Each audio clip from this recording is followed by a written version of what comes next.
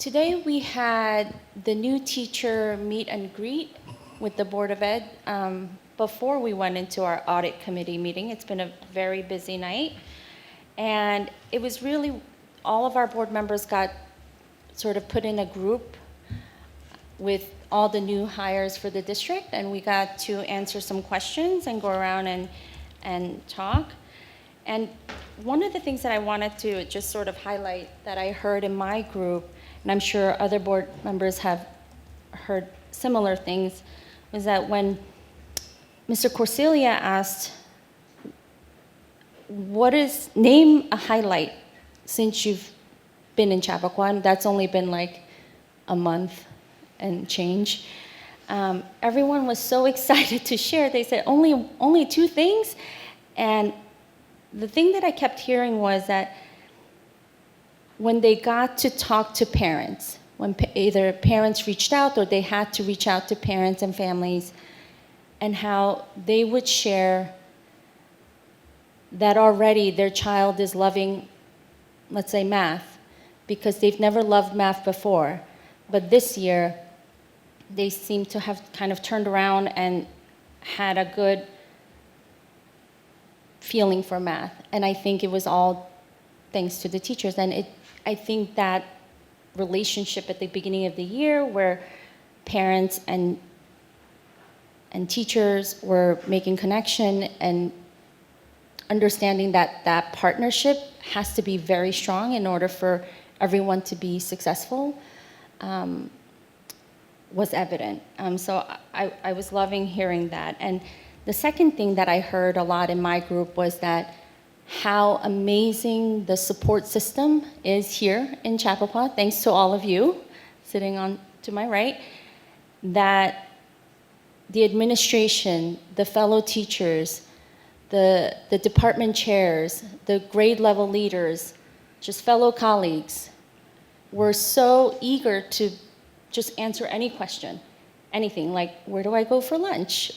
To, okay, how can you help me figure out better ways to differentiate learning in my classroom? And I think that to me spoke volumes about who we are as a district, and I was very proud to hear that. So I just wanted to share that with everybody. Does anybody have anything they want to share from the meet and greet?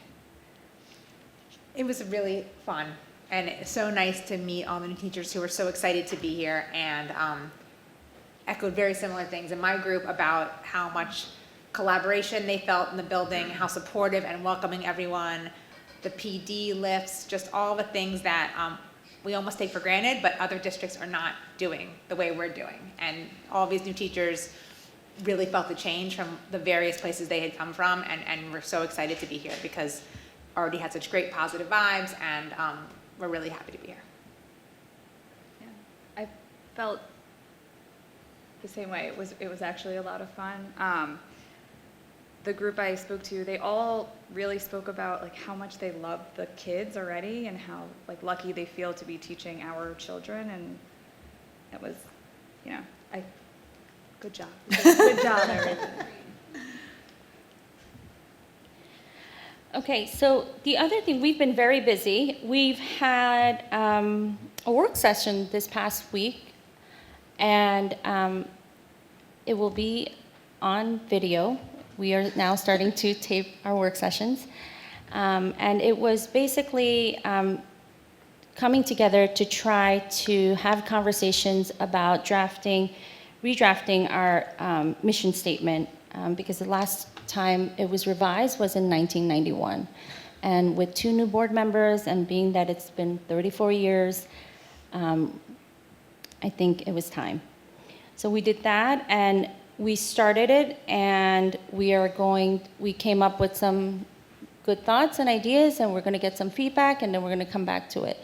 We also started talking about committee charges, which are like committee goals and what the purpose of the committees are, and these are Board of Ed committees. All of our committees have become committees of the whole, which means that it is opened up to all 5 members of the Board of Education, and we are going to just commit ourselves to the different roles and responsibilities, the membership, the frequency of meetings, and what the goals and purposes are for each of those committees. So we started that conversation as well, and we are in progress. We are not done, but we are in progress, and I think we made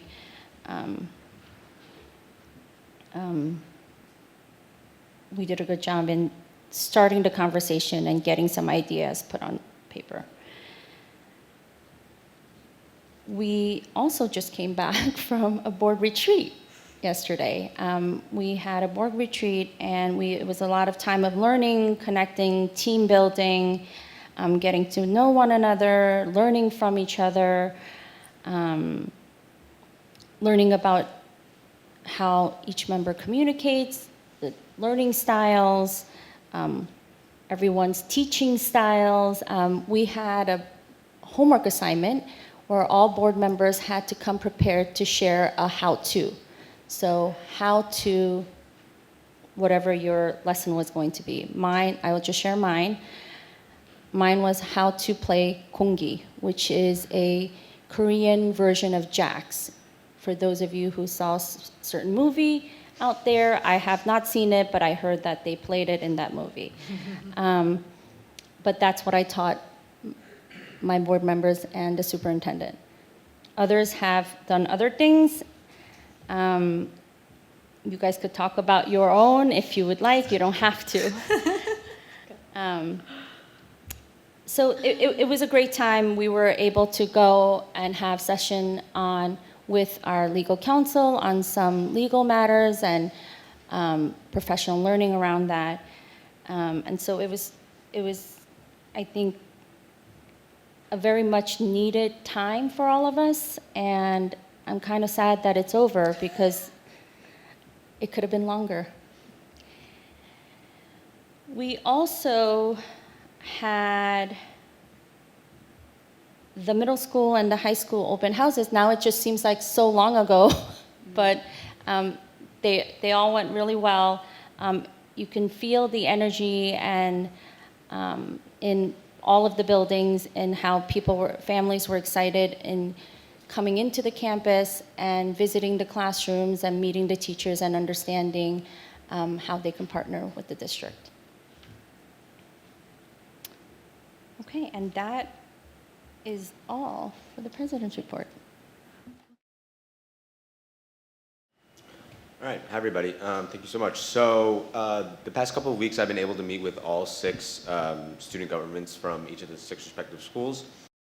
And it was really interesting and just overall awesome to see how each of the student governments will be run this year.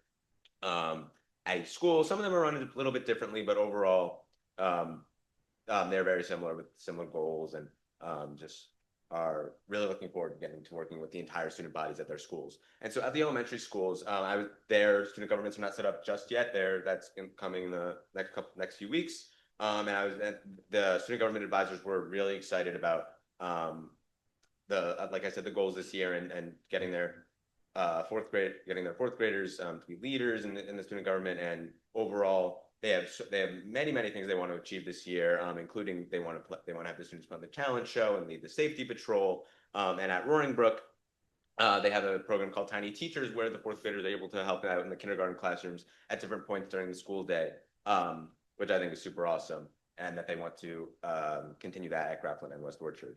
And then there's Spirit Week, that the students will help plan, and also leading town hall meetings with the larger school communities, which allows for the student government members to get public speaking experience within their school community, but also having the student governments speak directly to other students. And they really emphasize the fact that peer-to-peer communication is super important, and that students are more likely to listen to their peers and the other students than maybe an administrator or teacher who would be talking to them during these meetings. So I thought that was really interesting and really awesome to see.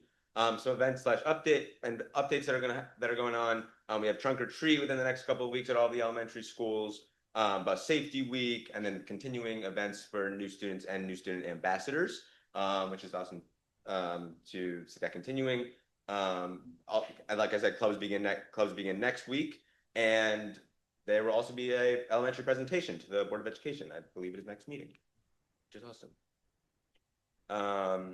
For the student government at the middle schools, there's 2 8th grade student leaders, Dylan at West Seven Bridges and Genesis at Bell. And I was really impressed by their work ethic and their determination to make sure that their student governments will be run effectively. And they seem to be really excited, and it was awesome meeting with them.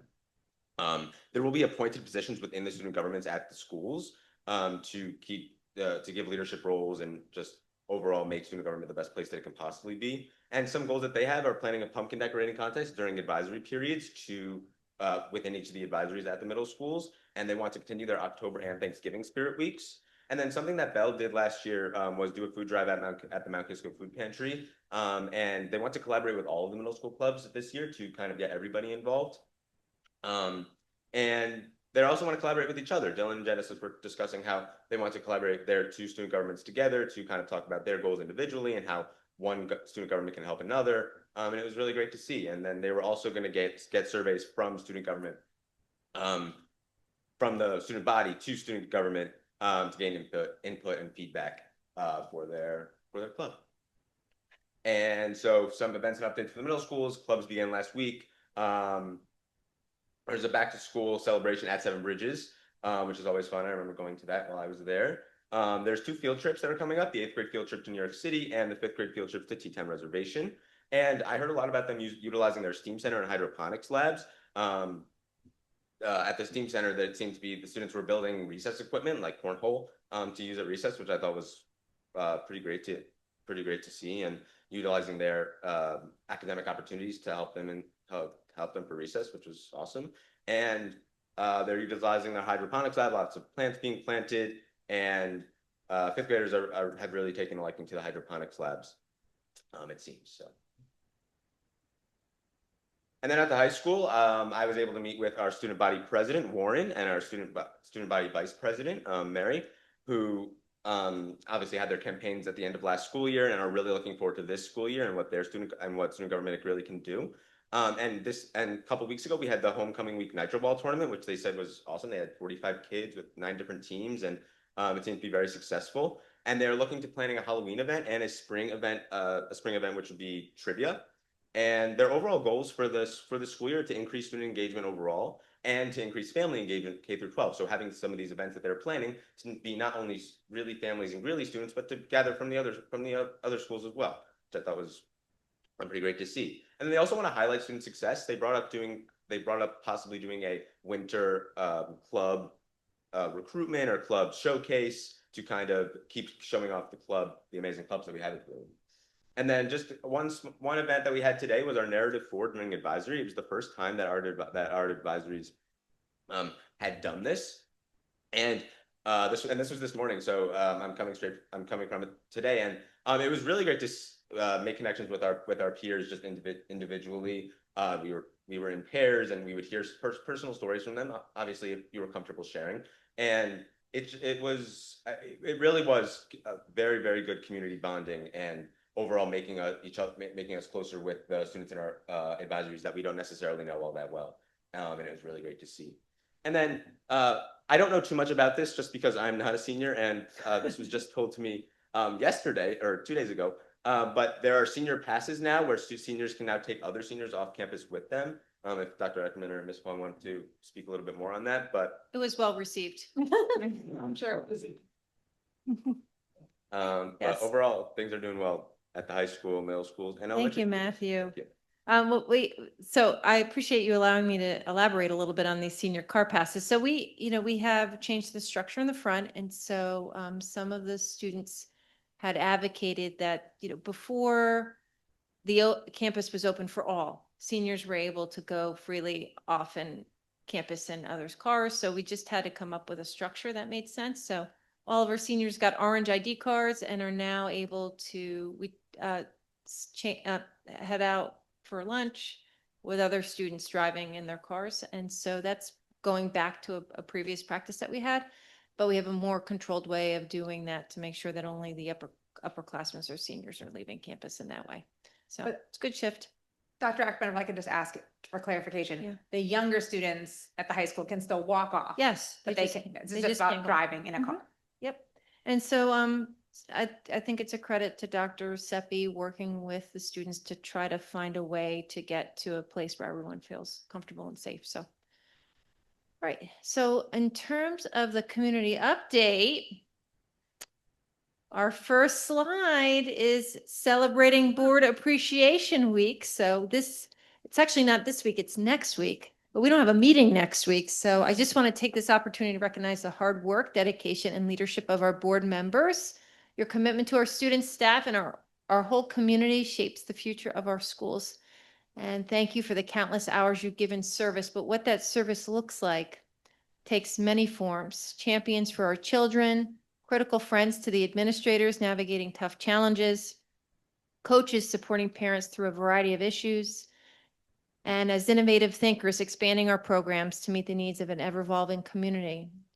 You're advocates for so many who may have the difficulty finding their voice. And now we have our very own student representative who represents all the children in our district, from the ones who are just learning how to tie their shoes to those preparing to figure out their next steps after graduation in June. We are deeply grateful for all of you. To have such an exceptional group of leaders who put our students at the center of every decision, your leadership lights the way for a brighter future, and it's a privilege to sit alongside you as we work together on behalf of all of our students. And so now I'd like to welcome our PTA president, Sudha Kumar, who also has a few words on behalf of our parents.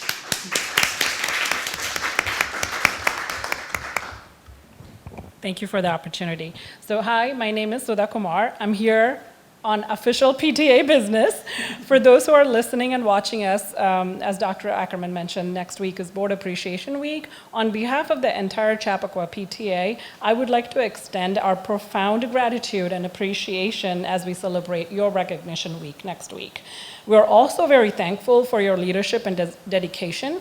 As a member of the CCSD Board of Education, your commitment sets the tone for the entire district. This commitment, we recognize, extends far beyond regular business meetings. It's reflected in your visible presence at so many school events, your willingness to meet with parents and educators, and your tireless work in ensuring the long-term fiscal health and educational excellence of the Chappaqua Central School District. Your efforts provide the stable foundation that allows our students and faculty to thrive.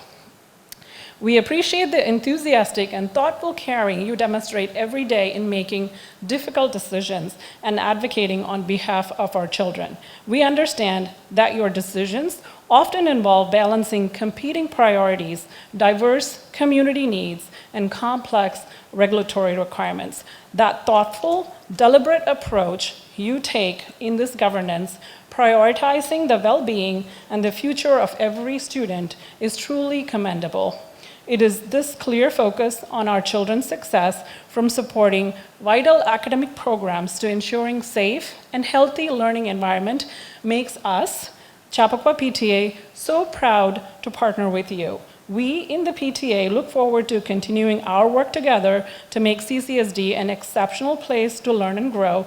Thank you once again for your selfless service to our children and our community. Thank you. Thank you, everyone, including Matt. Now I'd like to welcome Tani Gelber to come and distribute a token of appreciation to our board members, and also my PTA friends who are here. So please join.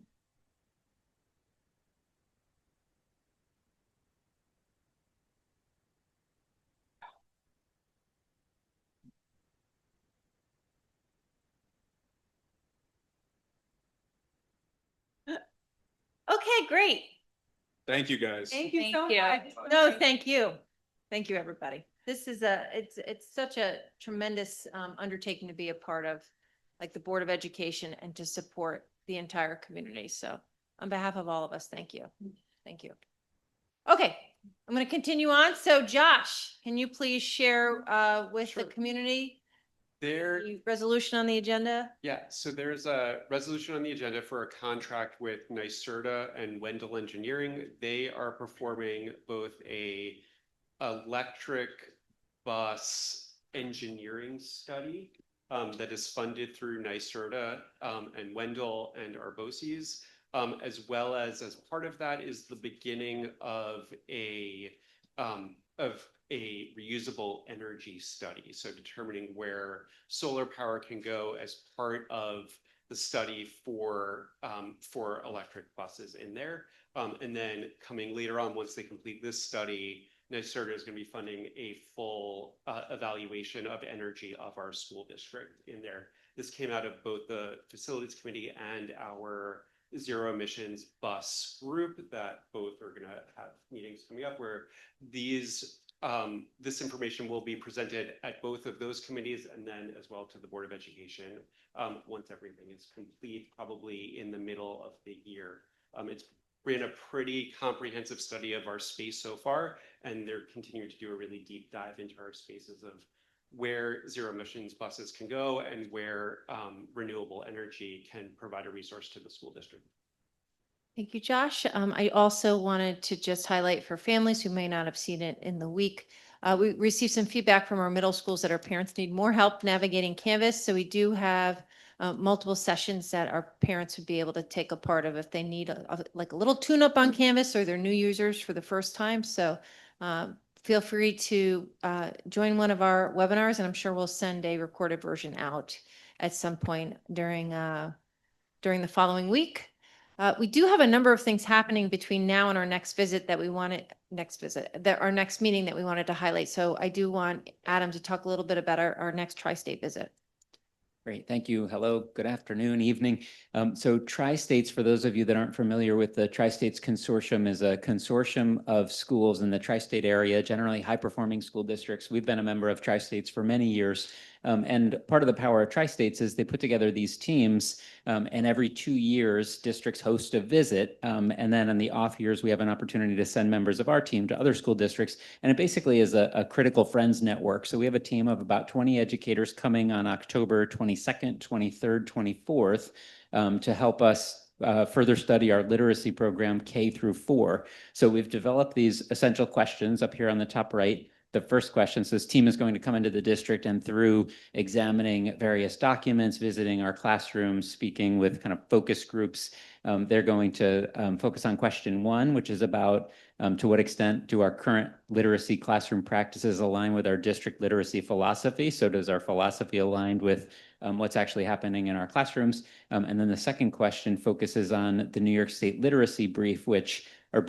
outlined what they refer to as high impact literacy practices. So we're asking them to what extent they're seeing those high impact literacy practices. The hope is that they will highlight some things that we're doing really well and identify any gaps that we might have. You can see the schedule there on the left side, just a general overview. Day 1, the morning is a welcome, some framing around the question. We provide some resources and materials for them, some documents for them to review. And then they spend the afternoon of the first day, as well as the bulk of the second day, visiting our elementary schools, moving into classrooms. And then the third day, they do kind of a report out fishbowl where we're all invited to hear about their findings. And then they do an administrative debrief. They follow this visit with a report that we historically we've presented back, shared with the board, and also posted on the website. So it has kind of their findings in the form of a report. So this comes a couple of years after we did our original literacy review with outside consultants. We've made some changes since then, so we think it's a good time for them to come and give us some feedback. Our past visits since I've been here have focused on special education and our STEAM progression K through 12. And then Adam's been working with the CCT on shaping our parent-teacher conferences, and I know he had sent out a letter today to our families. So we just wanted to highlight, our thinking around how we're going to launch this for the first time, with the understanding that we're asking for patience as we try to do this in a way that makes sense for both our parents and our faculty. So go ahead, Adam. Yeah, so there's a lot of text on this slide. I'm not going to read it all, but I did want to memorialize it and have it in one place. All this text comes from a letter that I sent this morning. It was kind of delivered to you based on your preferences in Parent Square. So some of you might have gotten it this evening, but it's in your, should be in your email, and it describes our parent-teacher conference process, now K-12. So parents will have the opportunity to sign up for parent-teacher conferences K-12. You can see the dates there. November 3rd is an early dismissal. That's noted on the district calendar, and then the afternoon will be reserved for parent-teacher conferences. We'll also have evening conferences, so parents can sign up for evening conferences with their teachers on the 3rd, and then the 4th, we have a superintendent conference day. No students in school, but we'll have conferences for that full day. We're expanding opportunities at the elementary school, so parents can sign up not only with their elementary teacher, but also with others. So specials teachers, for example, the school psychologist, even the school nurse, will have service providers, et cetera. So if parents would like to meet with any of those folks, they can sign up for conferences at the elementary level. And then at this, we've had done conferences historically through 6th grade. We had added 5th and 6th and did a few different iterations of what that looks like based on feedback from faculty and parents. Here we've brought our 5th through 12th grade model into kind of alignment. And so parents will be able to sign up for parent-teacher conferences there. We're going to have a 2-phase sign-up process. October 22nd will be the date that conferences are open to everyone. There are going to be some families that teachers will reach out to ahead of time, some families that they definitely do want to meet with. So there'll be some kind of priority or preferred meetings based on like a need to meet first, and then we'll, schedule a few of those into slots. But for the bulk of our families, October 22nd will be the day. I think we said 3:00. Additional information will be coming from the building principals about all the details of the times and how long the slots will be and how to sign up and things like that.